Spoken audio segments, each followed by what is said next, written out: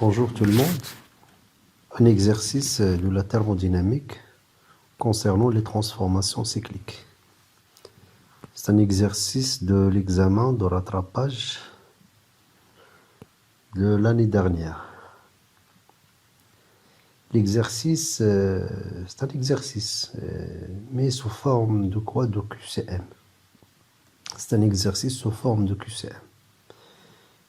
C'est-à-dire, donc, il faut répondre aux questions sur le brouillon. Lorsque vous retrouvez le résultat numérique, donc vous faites un choix parmi les différents choix de chaque question.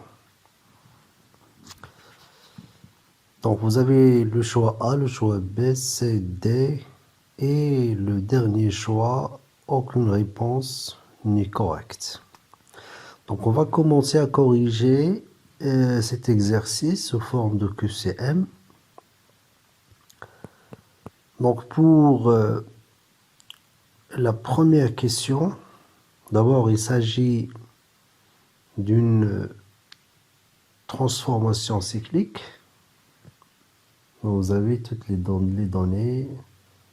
Donc le cycle est composé de A, B, BC et finalement CA. Vous avez quelques données. La première question, qu'appelle-t-on la transformation BC? Comme vous voyez sur le diagramme PV, c'est une transformation isochore, V constant. VA est égal, VB est égal VC. La deuxième question, CA, c'est une transformation isobare. PA est égal PC. La troisième question, c'est l'expression de la chaleur élémentaire en fonction de T et V. Donc, c'est la question, c'est la réponse C.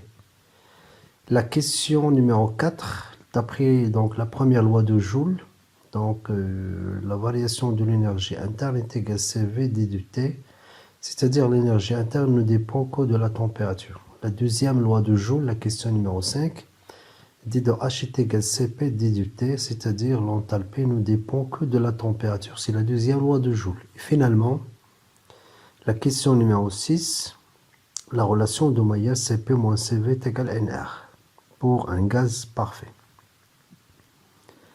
La question suivante, c'est la question numéro 7, donner la température finale Tb. Donc vous avez AB, c'est une transformation isotherme.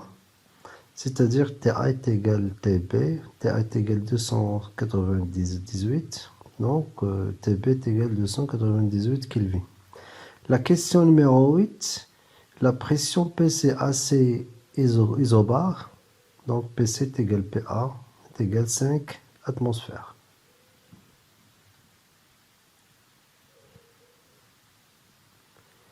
Maintenant la question numéro 9.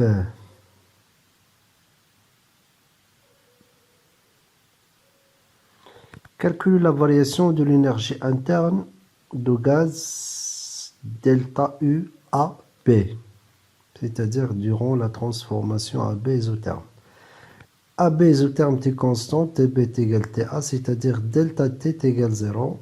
Et d'après la première loi de Joule, delta U est égal CV delta T est égal 0, puisque égalité donc de TB et TA est constante. Donc on va trouver la variation de l'énergie interne et nul est égal 0, c'est la réponse A. La question numéro 10, calculer le travail effectué par le gaz oméga AB. AB isotherme, l'équation d'un gaz par PV est égale nRT, T constante, R constante, N constante, c'est-à-dire PAVA est égal PBVB. Donc, sous forme des rapports, VB sur V est égal PA sur PB.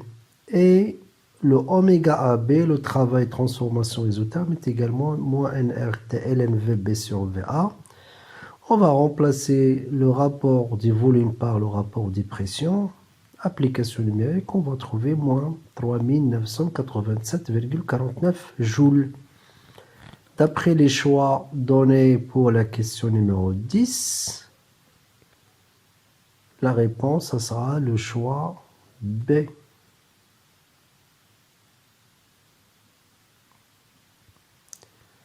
Donc, il reste la question numéro 11 et la question numéro 12.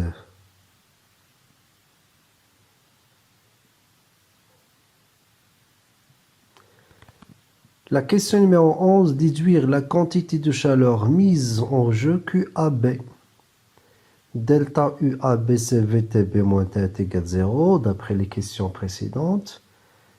La première loi de Joule. Maintenant, le premier principe de la thermodynamique, à quoi est égale la variation de l'énergie interne, est égale la somme de oméga AB plus QAB, puisque la variation de l'énergie est nulle. Donc, on va trouver QAB est égal moins oméga AB. Après les choix, c'est le choix C qui est correct pour la question 11. Maintenant, la question numéro 12. Calcule la variation d'enthalpie du gaz delta H AB. Donc, la même chose, des constantes, la variation de la température est égale à 0. D'après la deuxième loi de Joule, delta H AB CP, TP moins T est égal à 0. Donc, c'est le choix numéro...